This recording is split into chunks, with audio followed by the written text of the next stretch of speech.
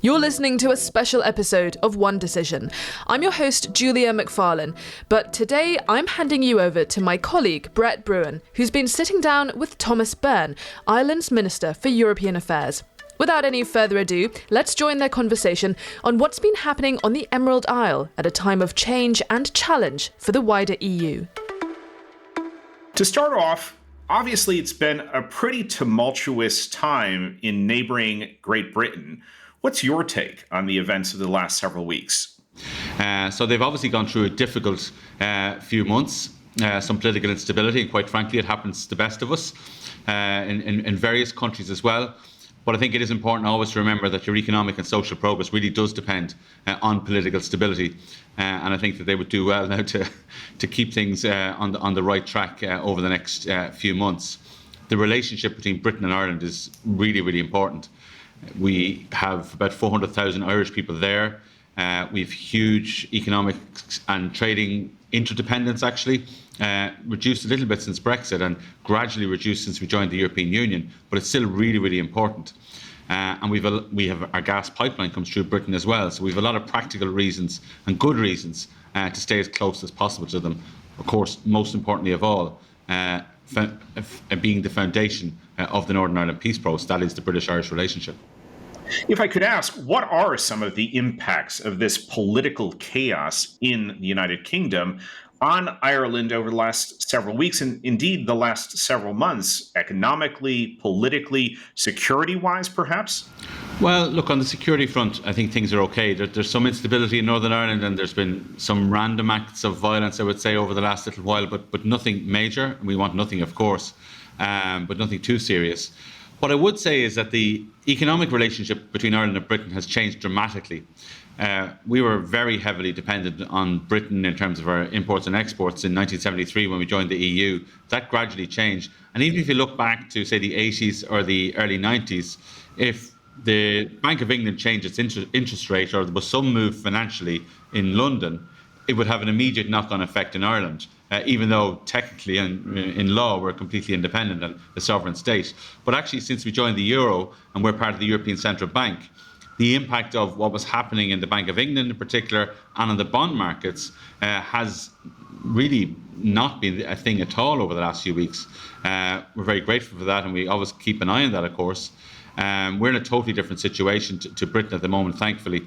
They were obviously in trouble on the gilt market for borrowing too much or putting tax cuts out there that were going to be funded by borrowing. The Irish government this year and next year is not projected to borrow anything new at all. We're spending our money based on tax revenues that are coming in. Now, we've been in that difficult position before, so I'm not going to start preaching to anybody. But at the moment, things are okay for us on that front.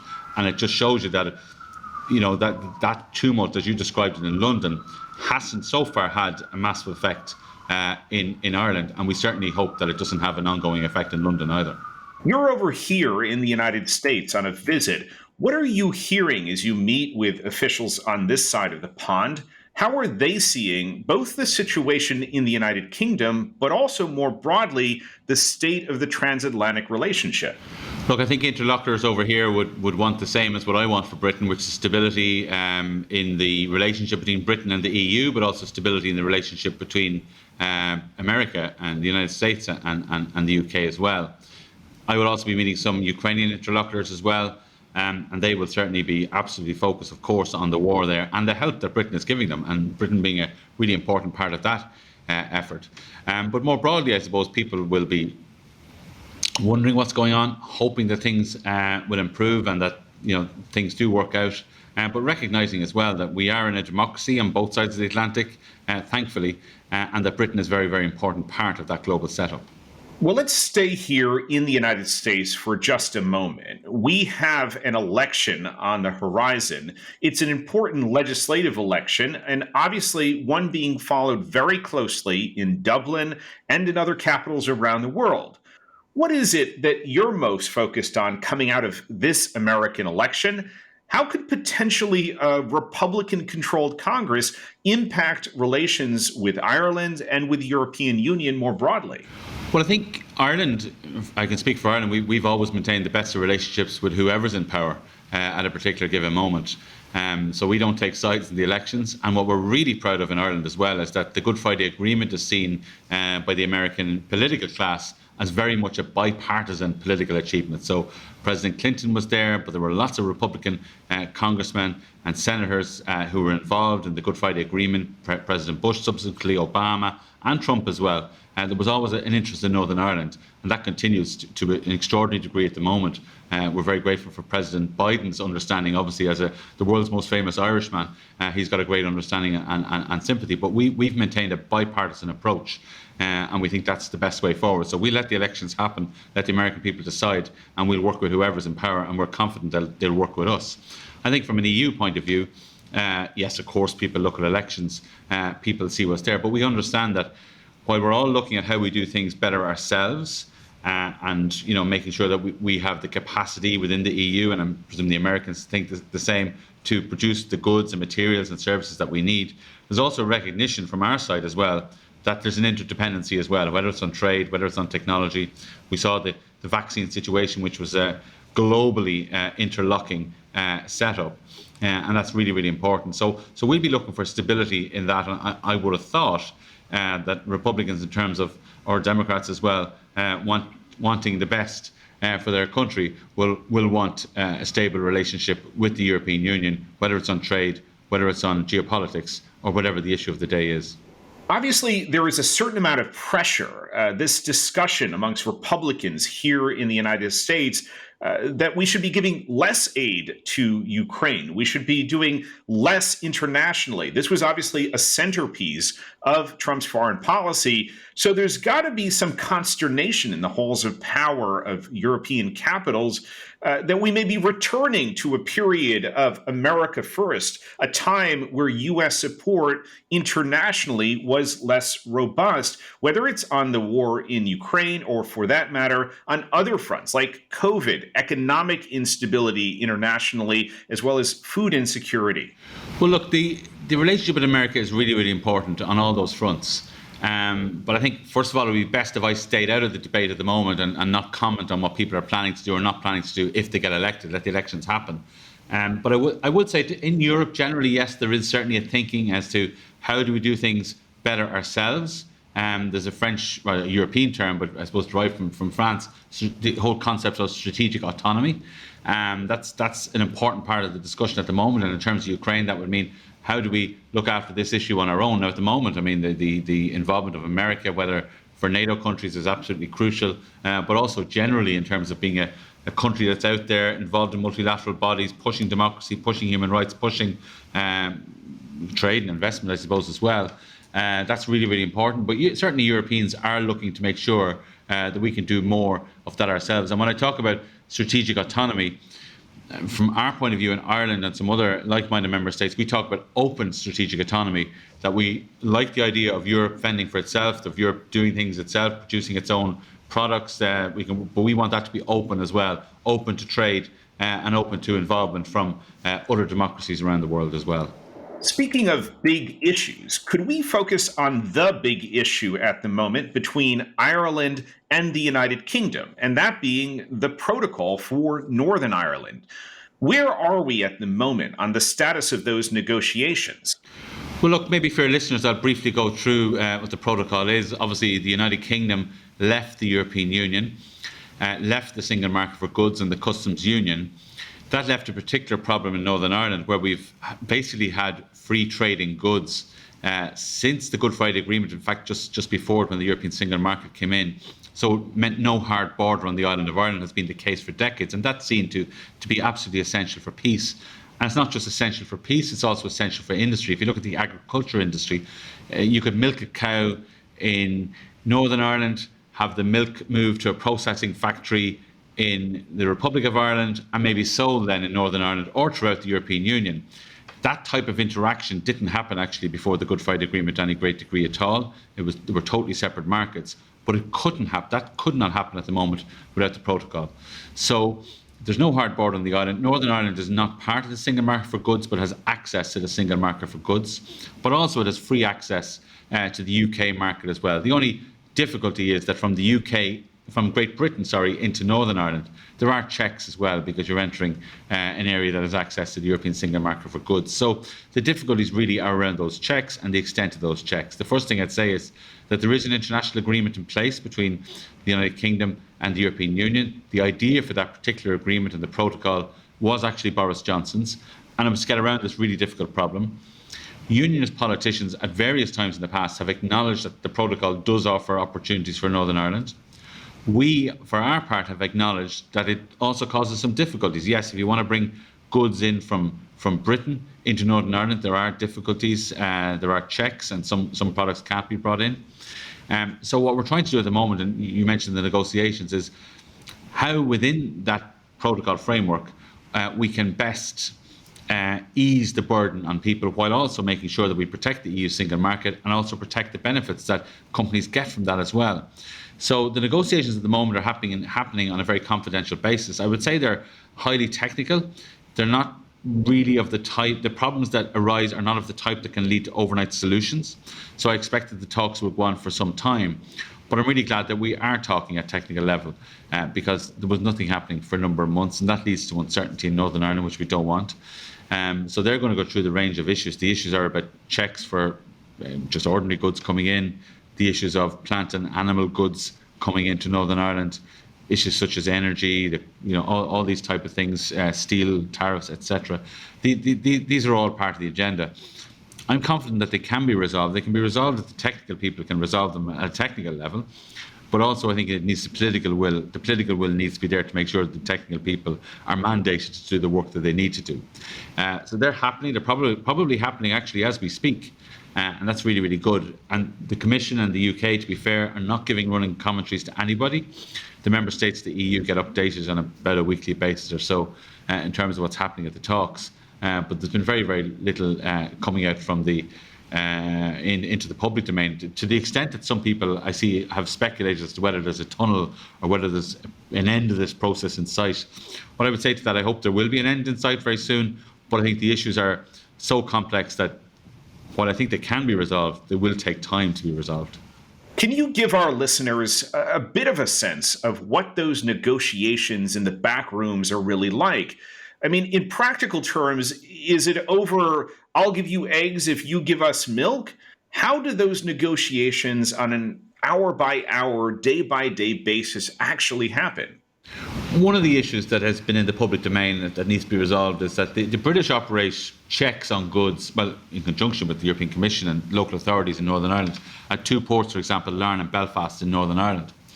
So one of the issues is that there's meant to be full IT system up and running that can sort of show you what goods are coming across, and the EU Commission should have full access to that.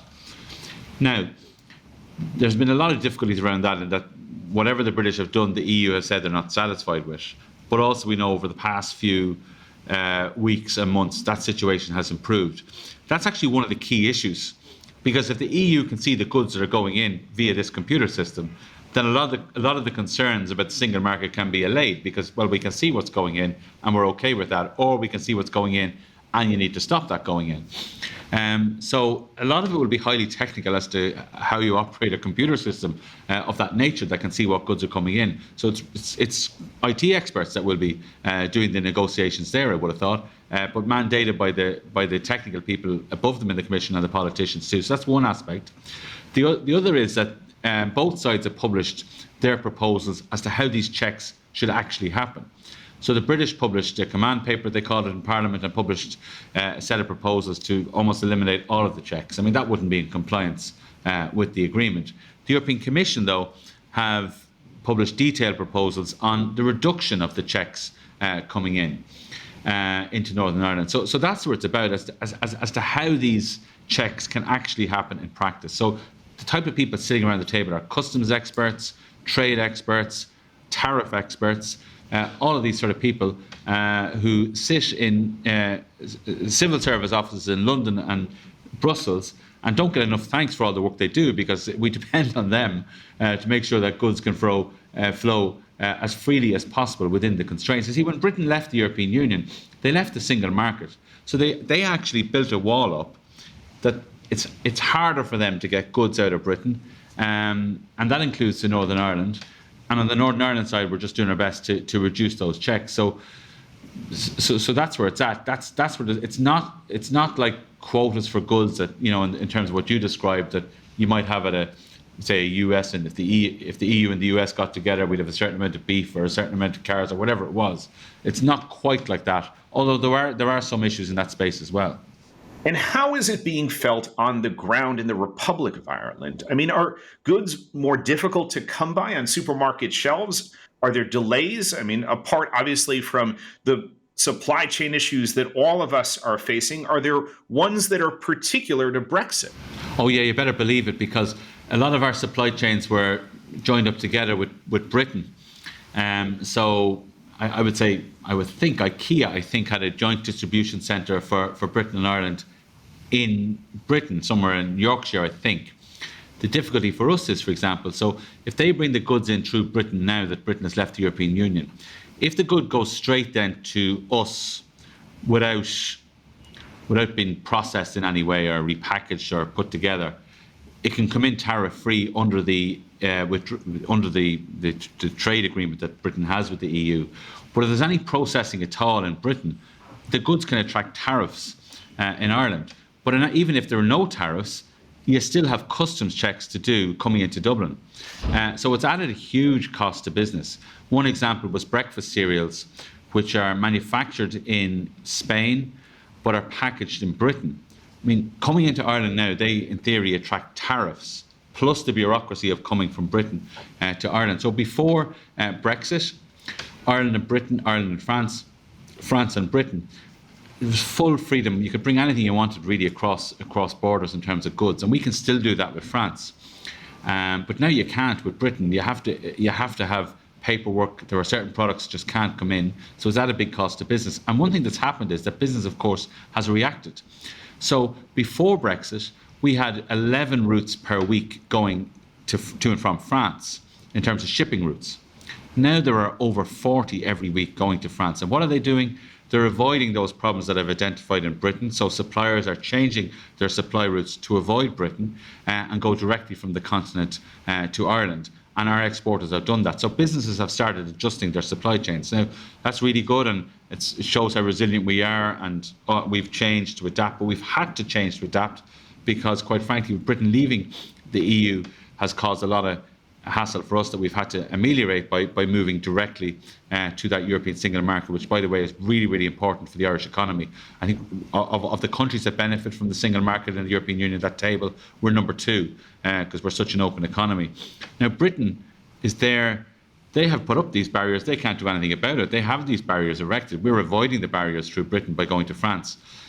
And I'm not sure that it has fully sort of seeped into the British political system in terms of what effect that this has had on their economy, on the way business operates. But it's had a big effect on us. There's no question about it.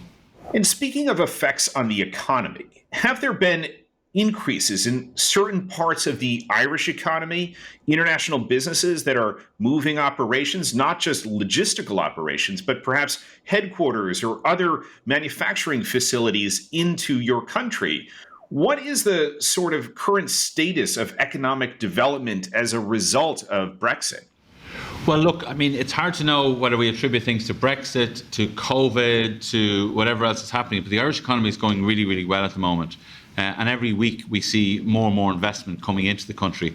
And we've always targeted foreign direct investment. There's 900 US firms in Ireland at the moment, employing a massive amount of people. We have huge investment. That's really, really important to us. So all the big names like Pfizer, Intel, huge amount of companies from America are in Ireland at the moment. And what we're seeing is with some companies, we've seen some companies recently just completely move into Ireland. And whereas they haven't said it publicly, they've told me privately that they've moved from UK or avoided the UK because they want to be within the European single market for goods, which is very important, for services, but also for people too. So people can move freely between Ireland and the European Union and vice versa. That's not quite the case with Britain at the moment. in terms of the rules that have been put in place since Brexit. So Ireland is much more attractive now even than it was before, and it's always been attractive, as you know, for business. But because of Brexit, because we're English language speakers, I'd say, because we're part of the European single market, and because we've political stability as well, I think that's really important. And a pro-business, pro-enterprise environment that our Taoiseach likes to talk about a lot, businesses are attracted to us. And we see that all the time. So we're very welcoming to business. We're open to business. The businesses that come into Ireland employ people in really good jobs and help create the kind of economy and society that we want in Ireland at the moment. Can we shift our gaze for a moment towards the East? Looking out at the situation on the ground in Ukraine, let me start with a difficult question for you. How does this war come to an end? That's a very difficult question. The war has to end when Ukraine is satisfied that it has succeeded. And that's really, really difficult because there is certainly going to be a lot of hardship between now and then. But I think if we want to have stability in the world, if we want to have democracy in the world, Russia has to be stopped in what it's doing. It's incredibly dangerous for all of us. The stakes are really, really high, I get that. But I think that the only way we can end this is that Ukraine is satisfied that it has succeeded and it has repelled Russia. Because if Russia is not repelled in this particular endeavour, then the entire global order for democracy, in my opinion, is under threat. These are difficult questions, of course, for Ukraine more than anybody. They're difficult questions for us too, because traditionally we're a militarily neutral country. But we said very, very clearly that Ukraine is an independent, sovereign country, and under the UN Charter, which we ascribe to and subscribe to, and we've worked really hard over decades to support, they are entitled to defend themselves. And I don't think it can be neutral when a country is defending itself. And that question of neutrality really is being called into greater question these days. Because, as you say, Ukraine has the right to defend itself, and yet Ireland, unless I missed some update recently, is not actually providing Ukrainians with the means to do so. Well, look, we've done a lot for Ukraine. I mean, we've actually taken part, contrary to that, we've taken part in what's called the European Peace Facility, where military equipment is given to Ukraine. We've fully gone in on that in terms of our share of it. It's a huge amount of money. The only difference for us and for Austria is that our money goes to non-lethal military equipment, so maybe engines or protective equipment. Of course, they still need it, whereas weapons can be bought with other EU member states' money. So we've gone full in on that. We didn't have to, but we felt that it was the right principle to do. So that's one thing we've done. We're one of the highest recipients of Ukrainian refugees as well at the moment, which is surprising considering that we're in the far west. We have 56,000 Ukrainians in Ireland. There's about 12,000 Ukrainian kids in Irish schools at the moment. So we're very proud of that. I'm very proud as to how Irish society, the Irish people in general, have welcomed Ukrainians. And we're also one of the strongest voices for Ukraine to join the European Union. Our Taoiseach, Micheál Martin, was described by a Ukrainian politician as the unusual suspect because a lot of the Eastern European countries initially were supporting this. Ireland, at one point, was the only Western European country supporting this, and it showed a bit of leadership, I think, till we did grant that status of accession status to Ukraine. So we feel, and Ukrainians have acknowledged that we've done a lot, and we'll continue to do that within the confines of our, I suppose you'd say, non-membership of military alliances, because we're certainly not neutral on the question of a country defending itself. So I've met Ukrainian interlocutors. The Deputy Prime Minister is my equivalent. I'll be meeting the Ukrainian Perm Rep here as well in New York. We've had Ukrainian MPs even over at our party conference at Fianna Fáil's Ordesh this year. And they've all said, each and every one of them has said they're very grateful to what Ireland's doing, and we said that we hope we can do more for them, because it's really, really important. And in fact, President Zelensky has discussed with our Taoiseach the possibility of Ireland taking a significant part in the rebuilding of Ukraine. I mean, that's a question for another day, but it's something that we would certainly want to be involved in. But there's a recent report here in the United States that after Joe Biden called up Volodymyr Zelensky and informed him that he was authorizing another $1 billion in military assistance, Zelensky proceeded to then list off other things that Ukraine still needs. And I have to put it to you that Ireland isn't necessarily making any of those contributions. And for that matter, you have a number of other European countries that are also far behind the United States in providing military assistance that the Ukrainians desperately need right now, even when it comes to issues like air defenses, with Russia bombarding Ukrainian cities on a daily basis. Is there a need to reevaluate the gap between the principles and the people on the ground in Ukraine that are suffering at the hands of these Russian attacks? Well, look, there's always room to reevaluate that. In terms of Ireland, I mean, look, we're not going to be in the space of air defences. I mean, one of the issues that we have at the moment is we don't have that equipment really for ourselves, let alone to be able to give it to anybody else, even a country in trouble like Ukraine. So we've had a big discussion over the last couple of years in terms of defending our own country, because we've underspent historically on our defence forces. So we have to build up our own military. So while that's happening and while we haven't done that, we simply don't have this equipment to give. But we have given financial support through the EU mechanism. So that is clearly a question that we have to address for ourselves, but it's not going to be solved over the next few weeks. Now, the discussions in general about military support for Ukraine, I think, would more likely be happening at the NATO level, as well as the EU level as well, but the NATO level as well. And other countries would be obviously are much bigger than ours, are much stronger militaries, have greater availability of material to provide. But we're just not in that space, and that's simply a fact. And that's why we've tried to do as much as we can in other areas.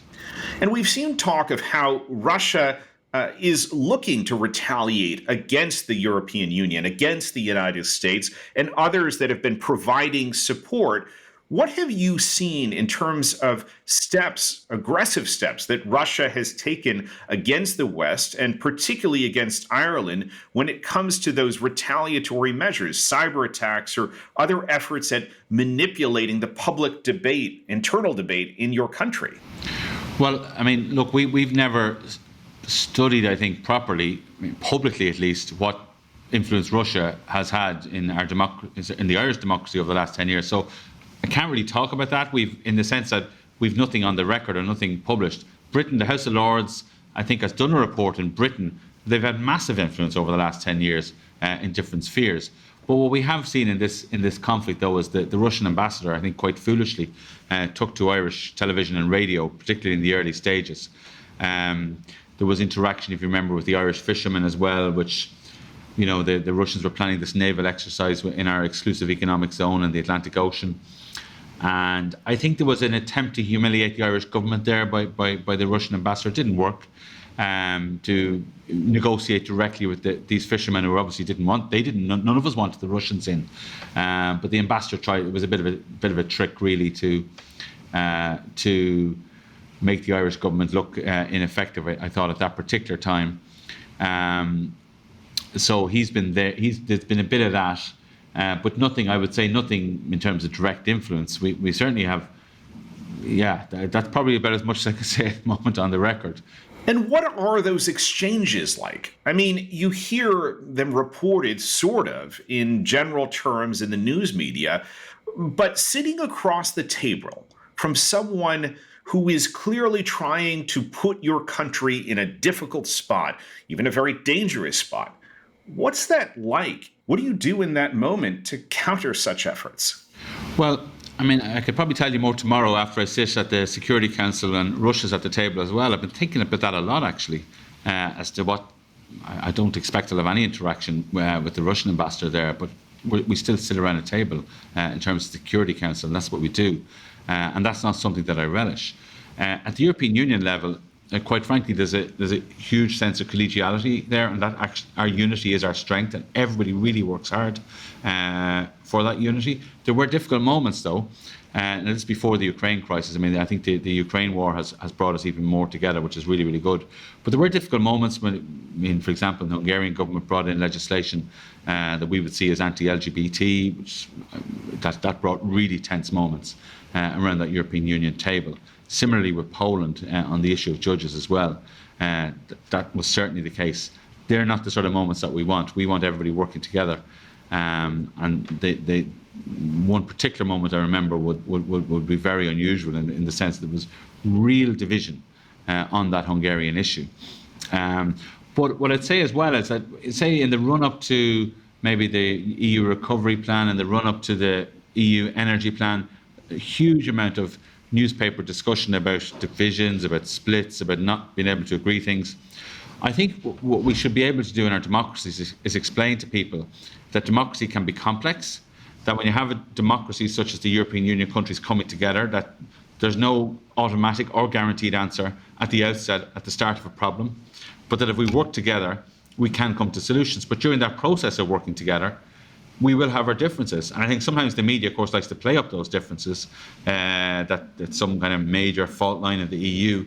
I've seen that so many times. But in reality, it's countries protecting their own interests while working together with everybody else to try and achieve a common interest and a common solution. And we've achieved that. We achieved it with vaccines, we achieved it with the EU Recovery Fund, and we are achieving it now with the EU response to the energy crisis. And of course, we've achieved it, well, so far in terms of our unity. At least we've achieved unity on the Ukraine situation to give as much help as possible, but we won't claim any credit or victories there until this war is over and Ukraine itself has succeeded. Where will we be a year from now? If you could paint a picture, will we be looking at a world that is, as some project, suffering from great economic hardship, a food security crisis having taken hold in many parts of the developing world? Or will it be a more encouraging picture from where you sit right now in New York at the United Nations, meeting with other world leaders? What are you hearing and what are you hoping? Well, look, I think one can never predict the future, so I'm reluctant to do that. This time last year, who would have predicted? I mean, it was only coming into the autumn last year that we were seeing this build-up of Russian troops, and even until the very last moment, people were saying this wouldn't happen. Except, of course, on the American side, they seemed to get it right at the time. So I think predicting is a problem, but I think that what we have to do is we have to work together to protect our democracies all across the democratic world. It's a major problem, and if we don't do that, then we will have problems. But I'm absolutely convinced that if we work together, if we sit around those tables at the UN, at the OECD, at the OSCE, at the EU for us, we can achieve great things for our people. And one of the things that I really like about this administration, Joe Biden's administration, is that senior people in the administration are key actors in multilateral organizations. So you will see Antony Blinken at an OSCE meeting or an OECD meeting. You will see senior political figures, all these things. And this is really, really important, that America and that the EU and other democracies, particularly in the Western sphere of influence, are working together. And I think that's really, really important. So I think that if we do that, we can solve our problems. But I can't predict the future. Food security is obviously a huge one. We're going to have to work really, really hard to make sure that we can keep getting that grain and sunflower oil or whatever it is out of Ukraine in particular. And there's no impediment to that. We see Russia as this week put an impediment on that. That's a major problem. And we'll have to work really, really hard on that. Energy security is really important too, particularly for the European Union. I think we're okay for this particular winter because we have filled up our gas reserves. But those gas reserves on the European continent have been filled up with a lot of Russian gas that will not be available for the winter of next year, this time next year. So we've got to urgently look for more gas supplies, which we're working on, but also to diversify our energy supply as well. So we've got to work really hard together on that. Minister Thomas Byrne, thank you for taking time to join us here on One Decision. This has been a special episode of One Decision. If you enjoyed this conversation, why not subscribe to us so you won't miss our full episodes on the big geopolitical decisions of the day, with analysis from my co-host Sir Richard Dearlove, the former chief of MI6. We drop full episodes every Thursday. Thank you for listening. We hope you join us again soon.